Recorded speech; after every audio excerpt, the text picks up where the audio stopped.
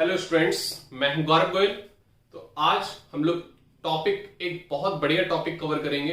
हम एक्चुअली में केमिस्ट्री की नई डायरेक्शन में जाएंगे इस बार और नए तरीके से चीजें समझेंगे। यहां से हम लोग की 12th बोर्ड का एक नया डायरेक्शन आता है जिसको हम बोलते हैं ऑर्गेनिक केमिस्ट्री, और हम उसको बहुत अच्छे से समझेंगे। एक एक चीज बाकायदा एक एक पॉइंट समझेंगे और हम टारगेट करेंगे अपने बोर्ड एग्जाम को। और अच्छे से हमारे साथ चलते जाना, एक एक चीज को समझते जाना, पूछते जाना, डाउट्स जो भी दिक्कत हो वो पूछते जाना, कमेंट बॉक्स में पूछते जाना, चैट ऑप्शंस में, एप्लीकेशन में होगा तो चैट ऑप्शन में आप देखते जाना। सब चीज आप एक एक चीज करके समझते जाना। चीजें एनसीईआरटी से बेसिकली जो भी टॉपिक्स कट हुए हैं वो टॉपिक आपको नहीं कराए जाएंगे, वो टॉपिक हम हटा देंगे इस बार। आगे जो भी देखेंगे तो वहां पर नेक्स्ट ईयर से उसमें आ जाएंगे टॉपिक्स। ये हमारा 2021 में ये नहीं आएगा। तो जो जो टॉपिक्स हम लोग के कट हुए हैं वो हम बिल्कुल नहीं पढ़ाएंगे, हम लोग कवर करेंगे अपना केवल सिलेबस। तो उसके बेसिस पे हम लोग चलेंगे और हम लोग यहां पर देखते जाएंगे कि टर्म्स बेसिकली कौन कौन सी चीजें हैं जो मायने रखती हैं। बेसिकली जो सेकंड पार्ट है हमारा, सेकेंड पार्ट जो है कम से कम 40 to 45% भी कवर करता है बोर्ड एग्जाम में। तो लगभग आपको इसको भी प्रायोरिटी देनी होगी। ये नहीं, एक्चुअली वो फर्स्ट जो बुक है आपकी 12th की उसमें इनऑर्गेनिक और फिजिकल दोनों है। सेकेंड पार्ट जो है वो पूरा का पूरा ऑर्गेनिक का है ना, पूरा ऑर्गेनिक। तो ये 40 to 45% ये कवर करता है थ्योरी पोर्शन में मार्क्स। तो इसको ये बहुत ज्यादा इजी है अगर हम बोल सकते हैं। अगर आप सही से समझो तो बहुत इजी है, और सही से नहीं समझा जाए तो ये सबसे ज्यादा टफ मानी जाती है, क्योंकि ऑर्गेनिक इतनी इजीली समझ में नहीं आती है। इतनी रिएक्शंस होती हैं, इतनी मैकेनिज्म होती हैं, तो इजीली समझ में नहीं आती। लेकिन आप अगर एक एक चीज को समझते जाओगे बहुत आराम से तो सबसे ज्यादा इजी लगेगी। और केमिस्ट्री एक्चुअली में एक स्कोरिंग सब्जेक्ट है। अगर आप सही से इसको सही से पढ़ रहे हो तो ये आप स्कोर कर ले जाओगे इसमें, ठीक है। लेकिन आपको उतने ही दिक्कत होगी अगर आप सही से नहीं पढ़ रहे हो, तो उतना ही स्कोरिंग नहीं होता है ये फिर, ठीक है। तो आपको एक चीज पहले समझनी होगी आराम से। तो अगर हम बात करें, हम सेकंड पार्ट का पहला चैप्टर पढ़ रहे हैं, तो सेकंड पार्ट हमारी एक ऑर्गेनिक केमिस्ट्री कहलाती है। तो हम वहां से स्टार्ट करते हैं ऑर्गेनिक केमिस्ट्री से। तो बेसिकली हम ऑर्गेनिक केमिस्ट्री किसको बोलते हैं? ऑर्गेनिक केमिस्ट्री बेसिकली होती है स्टडी ऑफ ऑर्गेनिक कंपाउंड्स। अब बात आती है कि ऑर्गेनिक कंपाउंड्स क्या होते हैं। ऑर्गेनिक कंपाउंड्स को हम जब हमने आपको 10th में बताया होगा या 10th में आप लोग पढ़े होंगे, तो 10th में हमने बताया था कि हम लोग जो बताते हैं कि जो पुरानी डेफिनेशन के हिसाब से हम बोल देते हैं, हम समझते हैं कि लिविंग बीइंग के कंपाउंड्स हमारे ऑर्गेनिक कंपाउंड्स कहलाते हैं। लेकिन ऐसा नहीं है। मॉडर्न डेफिनेशन के हिसाब से ऑर्गेनिक कंपाउंड्स वो कंपाउंड्स होते हैं जो हाइड्रोकार्बन से बने होते हैं। हाइड्रोकार्बन और उसके डेरिवेटिव वो हमारे कहलाते हैं ऑर्गेनिक कंपाउंड्स।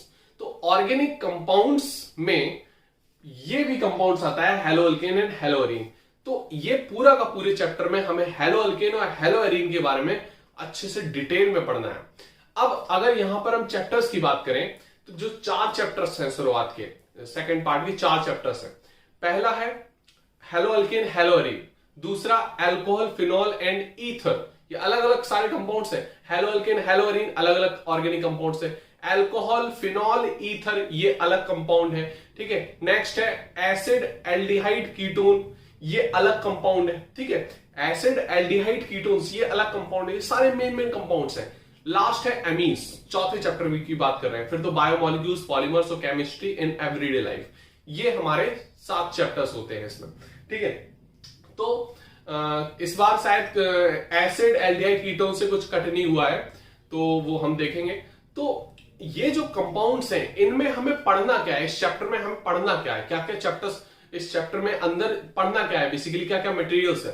तो अगर कोई हम कंपाउंड के बारे में पढ़ रहे हैं, क्योंकि हमें कंपाउंड का ही चैप्टर है पूरा, तो कंपाउंड के बारे में पढ़ रहे हैं, तो सबसे पहले हम जानते हैं कि कंपाउंड कैसे हमारा एग्जिस्ट करता है, किस किस फॉर्म में एग्जिस्ट करता है नेचर में, ठीक है।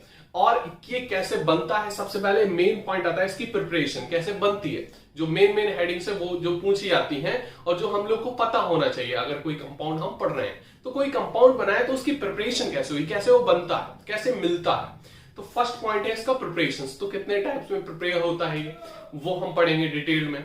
दूसरी है इसकी फिजिकल प्रॉपर्टीज। फिजिकल प्रॉपर्टीज में इसका ऑर्डर मतलब स्मेल, ठीक है, हम कलर भी देख लेते हैं, मेल्टिंग पॉइंट, बॉइलिंग पॉइंट, ये सारी चीजें, सॉल्युबिलिटी देख लेते हैं वाटर में। तो ये जो फिजिकल प्रॉपर्टीज जो हम ऑब्जर्वेशन करके निकालते हैं ये फिजिकल प्रॉपर्टीज में आ जाती है। नेक्स्ट हम पढ़ेंगे इसके बाद केमिकल प्रॉपर्टीज। तो केमिकल प्रॉपर्टीज में बेसिकली क्या होता है कि हेलो अल्केन हेलो एरीन हमने बना लिया, प्रिपेयर कर लिया, इसकी फिजिकल प्रॉपर्टीज हमने जान ली।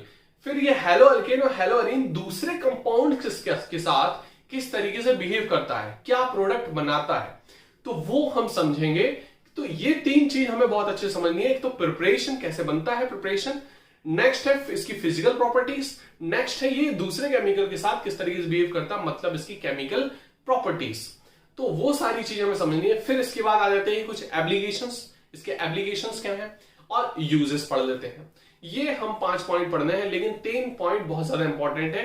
सबसे पहले इसकी प्रिपरेशन कैसे होती है, दूसरा इसकी फिजिकल प्रॉपर्टीज, तीसरा इसकी केमिकल प्रॉपर्टीज। इससे मेनली क्वेश्चंस आते हैं, ठीक है, इससे मेनली आते हैं क्वेश्चंस बोर्ड में, और हर जगह भी कॉम्पिटिटिव एग्जाम्स में भी इसी से क्वेश्चंस आते हैं, तो ये हमें याद रखना है। फिर एप्लीकेशन से रेयरली आ जाते हैं क्वेश्चंस, यूजेस से आ जाते हैं क्वेश्चंस, तो वो हम देखेंगे, ठीक है। तो हम हेलो अल्केन और हेलो एरीन में जाते हैं। तो यहां पर बेसिकली क्या है, ये दो नाम से मिलकर बना है, hello and alkane, hello and alkane की बात है। अल्केन क्या होता है, आपने हाइड्रोकार्बन पढ़ा होगा, तो हाइड्रोकार्बन में जो सिंगल बॉन्डेड होता है, हाइड्रोकार्बन में जो सिंगल बॉन्डेड होता है, hydrocarbon single bonded hydrocarbon is called alkane, मतलब single bonded hydrocarbon, single bonded hydrocarbon is called alkene. और हेलो का मतलब क्या है, हेलोजेंस। हेलो का मतलब क्या है, हेलोजेंस। हेलोजेंस क्या होते हैं, 17th ग्रुप के element, 17th elements of 17 group, elements of 17th group. Periodic table में जो 17th ग्रुप है, 18 ग्रुप होते हैं, तो सेकंड लास्ट जो ग्रुप होता है उसमें जितने भी एलिमेंट्स हैं वो हेलोजेंस कहलाते हैं, जैसे फ्लोरीन, क्लोरीन, ब्रोमीन, आयोडीन, और जो एस्टेंटाइन होता है वो हमारा किसमें आ जाता है, किसमें आ जाता है, रेडियो एक्टिव है। तो ये हमारे जो 4 एलिमेंट्स हैं ये हमारे हेलोजेंस कहलाते हैं, मतलब एक ही फैमिली के सिस्टर्स हैं, fluorine, chlorine, bromine and iodine. तो ये एलिमेंट्स हमारे क्या कहलाते हैं, हेलोजेंस। अब हेलोजेंस के साथ अल्केन्स का मिलना, that is called halo alkanes. अब जो अल्केन होता है हम देख लेते हैं सिंपल, इसकी कैसे प्रिपेयर होता है, सिंपल हम देख लेते हैं, सिंपली वाला प्रिपरेशन देख लेते हैं।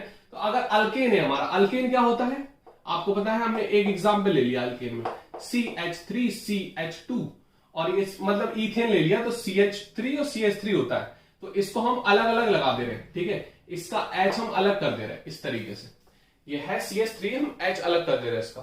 तो अब क्या करते हैं कि हमने इसको X इससे जुड़ता है, X जुड़ता है, और एक H इससे निकल जाता है, H निकल गया और X जुड़ गया। X बेसिकली ये पूरे को हम X बोल देते हैं। X में कुछ भी हो सकता है, X मतलब फ्लोरीन भी हो सकता है, X क्लोरीन भी हो सकता है, ब्रोमीन भी हो सकता है, और आयोडीन भी हो सकता है। मतलब हेलोजेंस को हम X से डिनोट करते हैं, कैपिटल X से। तो हमने X यहां पर जोड़ दिया, तो क्या बन गया, ये CH3, CH2 और ये X, क्या बन गया ये X, CH3, CH2 और X। तो इसको हम इस तरीके से प्रिपेयर करते हैं, मतलब एक हेलोजन हट गया और एक हाइड्रोजन हट गया और एक हेलोजन जुड़ गया, है ना, तो that is called derivative of alkane. तो हेलो अल्केन बेसिकली क्या है, डेरिवेटिव ऑफ अल्केन्स। इसको हम कैसे डिफाइन करेंगे, it is a halogen derivative of alkane, halogen derivative, halogen derivative of alkane. Clear हो रही बात कि नहीं, तो ये डिफाइन आप कर सकते हो, हेलो अल्केन क्या है, कैसे डिफाइन करोगे, halogen derivative of alkane. Clear, this is called hello alkane. Clear, तो हेलोजन और अल्केन्स को मिलकर जो बनती है that is called hello alkane. समझ में आ गई बात की नहीं, इसको नोट कर सकते हो। तो ये इसकी डेफिनेशन हो गई हेलो अल्केन की, हेलोजन डेरिवेटिव ऑफ अल्केन। हम कैसे प्रिपेयर करेंगे, पहला स्टेप आप ये लिखोगे, ठीक है, दूसरा स्टेप आप ये लिखोगे कि इस तरीके से हमारा बनता है। ये किस किस तरीके कॉम्बिनेशन है, single bonded hydrocarbon is called alkane, single bonded hydrocarbon is called alkane, clear, single bonded hydrocarbon is called alkane.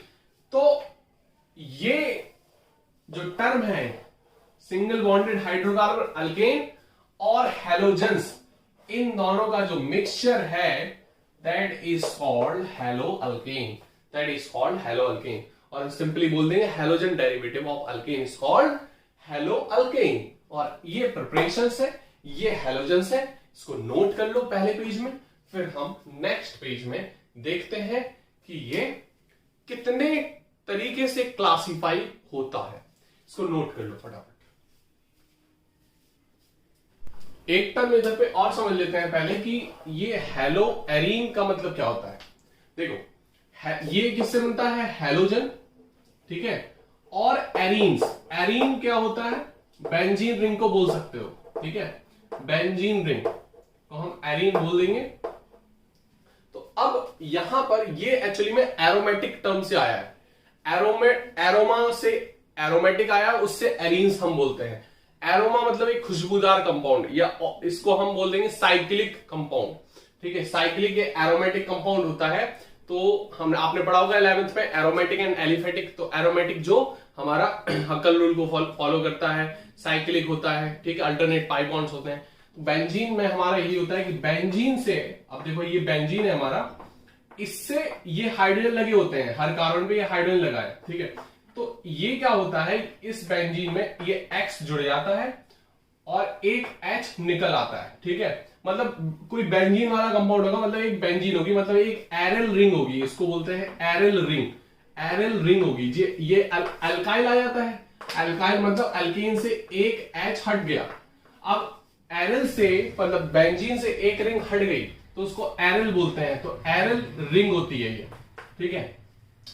तो यहां पर ये डायरेक्टली X जुड़ जाता है, डायरेक्टली ये X जुड़ जाएगा, तो इसको बोल देते हैं हैलो एरीन, इसको बोल देंगे हैलो एरीन। अब ये हैलोजन वर्ड का मतलब और समझ लेते हैं। हैलोजन तो हमने समझ लिया कितने टाइप्स के होते हैं। हैलोजन जो होता है ये हमारा फ्लोरीन, क्लोरीन, ब्रोमीन, आयोडीन होते हैं, ठीक है। अब ये जो एलिमेंट है एस्टेंटाइन को हम रेडियो एक्टिव में ले लेते हैं। तो हैलोजन में फ्लोरीन, क्लोरीन, ब्रोमीन, आयोडीन होते हैं। ये जो होते हैं वो एक बहुत अच्छे सॉल्ट्स बनाते हैं, है ना। तो हैलोजन का जो मतलब होता है सॉल्ट फॉर्मिंग होता है। इसका मतलब क्या होता है, सॉल्ट फॉर्मिंग। तो ये क्या करते हैं, ये एलिमेंट्स होते हैं, ये अल्कली मेटल्स के साथ, ये अल्कलाइन अर्थ मेटल्स के साथ सॉल्ट बनाते हैं, जैसे NaCl, NaBr, ठीक है, MgCl2, ठीक है, ये सॉल्ट्स बनाते हैं, ठीक है।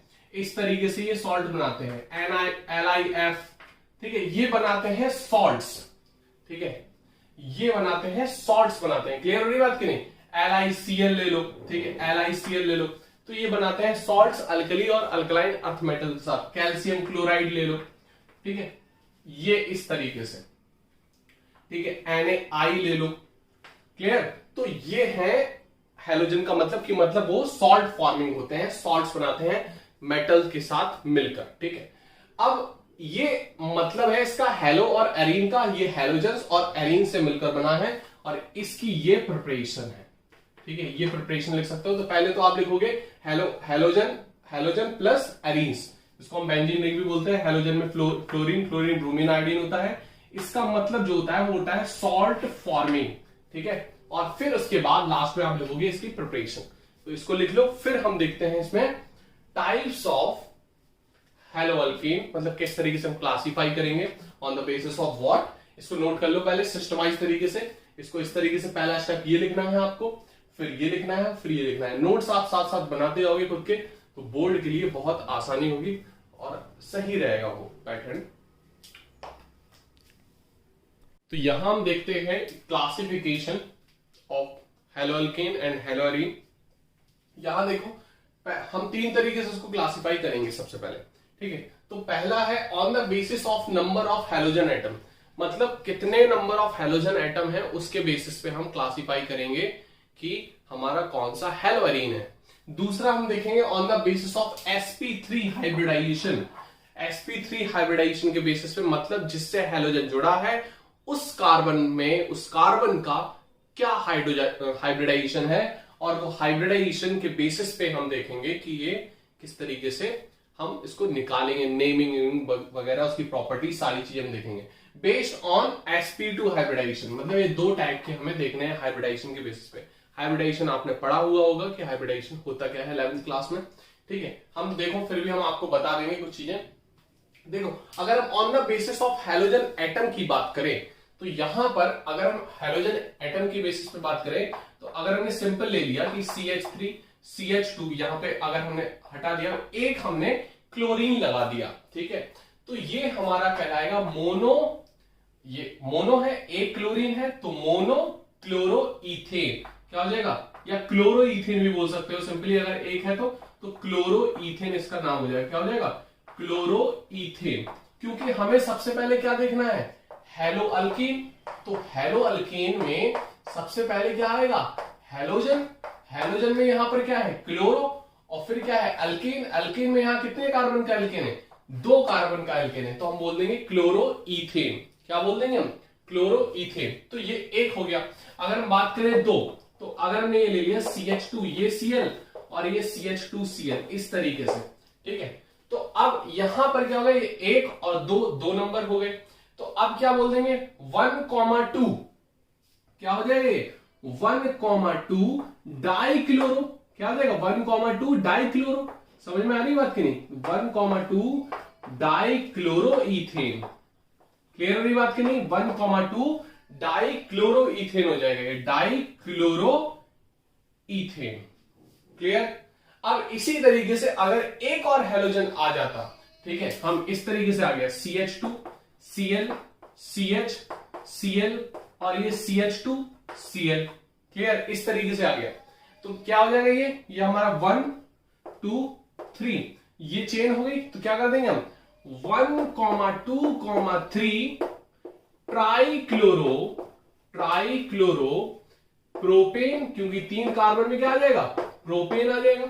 तो 1,2,3 ट्राइक्लोरो प्रोपेन, मतलब इस तरीके से हम इसको अरेंज करेंगे, इस तरीके से हम देखेंगे, समझे। तो इस तरीके से हम देखेंगे। अगर Cl की जगह फिर BRI तो वो उसको हिसाब से देख लेंगे। अभी हम सिंपली बता रहे हैं कि इस तरीके से हम क्लासिफाई कर सकते हैं on the basis of number of halogen atom, on the basis of number of halogen atom. Clear हो रही बात की नहीं। लेकिन हम यहां पर अभी ये तो हमने सिंपली आपको बता दिया। अब अगर हम देखें, देखो 2 चीज होती है यहां पर। अगर हम इसके बेसिस पे देखें, हम अलग अलग मतलब बगल बगल कार्बन में भी हैलोजन लगा सकते हैं, ठीक है, और सेम कार्बन में भी लगा सकते हैं। तो यहां पर देखो 2 तरीके से क्लासिफाई होते हैं अगर हमने हैलोजन लगाया। पहला होता है जैम डाई हैलाइड।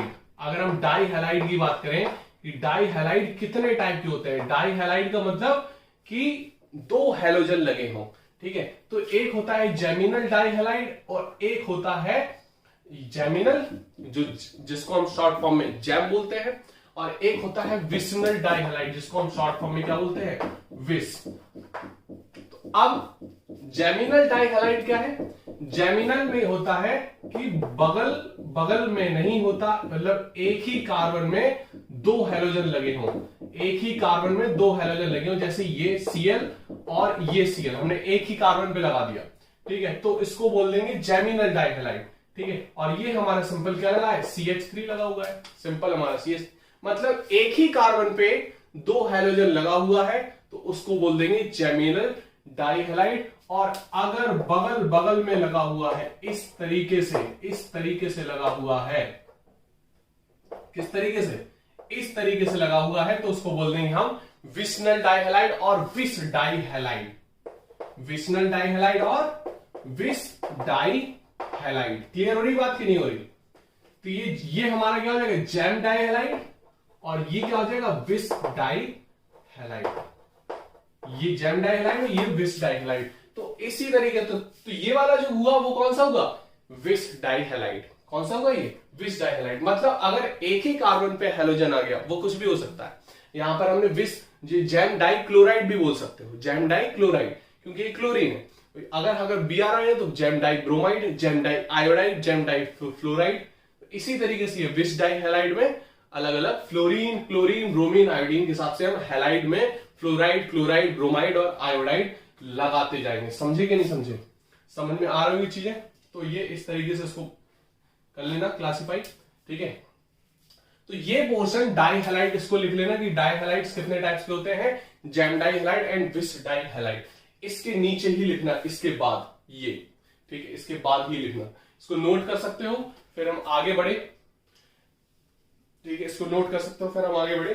स्क्रीनशॉट भी ले सकते हो अगर अभी नहीं लेना तो। देखो अब यहां पर अगर हम बात करें कि प्राइमरी, सेकेंडरी और टर्सरी कार्बन के हिसाब से हम हैलोजेंस की देखेंगे कि किस तरीके से हैलोजन हमारा जुड़ा हुआ है, मतलब on the basis of number of halogen atom में हम ये चीज देख लेते हैं।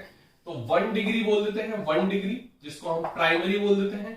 तो प्राइमरी हैलाइड क्या होते हैं, प्राइमरी हैलाइड क्या होते हैं और 1 डिग्री हैलाइड क्या होते हैं? अगर ये हमारा, ठीक है, सिंपल हमने ले लिया, जैसे हमारा ये CH3 है, ठीक है।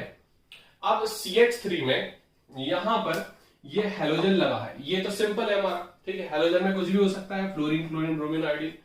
अगर ये हमारा इस कार्बन में एक H की जगह हमने एल्किल ग्रुप लगा दिया। एल्किल ग्रुप आपको पता ही होगा, एल्किल ग्रुप क्या होता है? अल्केन से एक क्या लगा, हटा दे, ये अल्केन है हमारा, अल्केन से एक H हम हटा देते हैं तो उसको बोलते हैं एल्किल। क्या बोल देते हैं? एल्किल बोल देते हैं। अब वो एल्किल होता है R, उसको हम किससे डिनोट करते हैं?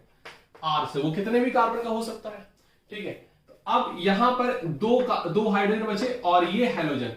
तो ये वाला जो कार्बन है, ये वाला, that is called 1 degree carbon, that is called 1 degree carbon और प्राइमरी कार्बन। मतलब इससे, मतलब ये कार्बन बोल सकते हो जिससे हैलोजन जुड़ा है, उसमें H2 दो हो और एक कोई एल्किल ग्रुप हो, तो हम उसको बोल देंगे क्या, 1 डिग्री। अगर यहीं पर अगर एक H और हटा दिया हमने, 2 एल्किल ग्रुप लगा दिए और यहां पर एक H लगा है और ये हैलोजन लगा है, तो ये वाला जो कार्बन है वो कहलाता है फिर 2 डिग्री और सेकेंडरी कार्बन। 2 डिग्री और सेकेंडरी कार्बन, समझे? 2 डिग्री और सेकेंडरी कार्बन कहलाएगा। फिर अगर यहीं पर अगर हमने ये भी H हटा दिया, ठीक है, ये भी H हटा दिया और तीनों के तीनों एल्किल ग्रुप लग गए और ये हैलोजन है, तो इसको बोल देंगे 3 डिग्री और टर्सरी कार्बन। 3 डिग्री और टर्सरी कार्बन, समझे? तो ये हमारा सिंपल है, ये प्राइमरी कार्बन मतलब 1 डिग्री कार्बन, ये 2 डिग्री मतलब सेकेंडरी कार्बन और ये 3 डिग्री मतलब टर्सरी कार्बन जिसमें एक भी हैलोजन नहीं है। अब R की जगह आप कुछ भी लगा सकते हो। R की जगह आपका क्या क्या हो सकता है? CH3 हो सकता है, मिथाइल, एक कार्बन का एल्काइल हो सकता है, ठीक है। 2 कार्बन का हो सकता है मतलब इथाइल हो सकता है, ठीक है। 3 कार्बन का हो सकता है मतलब प्रोपाइल हो सकता है, ठीक है। तो कुछ भी हो सकता है वो, ठीक है। तो ये आप कुछ भी लगा सकते हो, it depends on the given question. वो क्वेश्चन में जो भी दिया जाएगा उसके अकॉर्डिंग आपको देखना है, ठीक है। और सिंपली आपको अगर बताना है प्राइमरी, सेकेंडरी और टर्सरी में, तो आप R की जगह मिथाइल ले लेना, मतलब CH3 ग्रुप आप ले लेना। उसके बेसिस पे आप समझा सकते हैं कि क्या डिफरेंस है तीनों में, ठीक है। इसको नोट कर सकते हो। तो पहले तो ये नोट करके एक लिख लेना ताकि आपको चीज पता रहे कि एल्किल ग्रुप कैसे बना, ठीक है, ठीक है। फिर उसके बाद आप ये देखना कि प्राइमरी 1 डिग्री, 2 डिग्री और 3 डिग्री कार्बन। ये हमारा 1 डिग्री हो गया, that is 2 degree and that is 3 degree tertiary carbon. Clear हो रही बात कि नहीं? समझ में आ रही होगी बात, ठीक है। फिर अब देखो हम एक चीज और देखते हैं यहीं पर आगे। हम देखते हैं आइसो और नियो ग्रुप बेसिकली क्या होता है। कुछ चीजें हमें ये बेसिकली हम अभी रूट बना रहे हैं कि हम वहां तक पहुंच सकें जहां हमें चीजें डीप रूट में जानी है। तो सबसे पहले हम इंफ्रास्ट्रक्चर तैयार कर रहे हैं, ये कि किस तरीके से क्या क्या कंपाउंड्स आएंगे हमें पढ़ने के लिए, वो चीज हम समझ रहे हैं। अब देखो एक होता है आइसो ग्रुप। आइसो ग्रुप क्या होता है, ये हमारा CH है, तो ये जो CH3 इस तरीके से लगाओ और इस तरीके से लगाओ, ठीक है। और सिंपल हमारा हैलोजन लगा हो, इस तरीके से भी लगा हो सकता है, या फिर ये इस तरीके से भी लगा हो सकता है, CH3 ऐसे ऐसे, ठीक है। तो ये सिंपल ग्रुप कहलाता है, that group is called iso group, that group is called iso group. बस इतना पोर्शन आइसो ग्रुप कहलाता है, इसको नोट कर लेना, ठीक है। अब बात है नियो की। नियो ग्रुप क्या होता है, NEO, नियो ग्रुप क्या होता है, ये तो हो गया आइसो ग्रुप, ठीक है। नियो क्या होता है, नियो देखो क्या होता है कि ये CH3 इस तरीके से लगाओ, ये लगाओ इस तरीके से, ये लगाओ, और यहां पर CH, ठीक है, कुछ इस तरीके से हो, तो ये जो पूरा का पूरा ग्रुप कहलाएगा, ये that is called neo group, that is called neo group. समझे, ये पूरा का पूरा क्या कहलाएगा, नियो ग्रुप। समझे, तो इस तरीके से हमें देखना है कि ये हमारा आइसो कहलाएगा और ये हमारा नियो ग्रुप कहलाएगा। क्लियर हो रही बात की नहीं? तो ये भी आप नोट कर सकते हो, आइसो एंड नियो ग्रुप।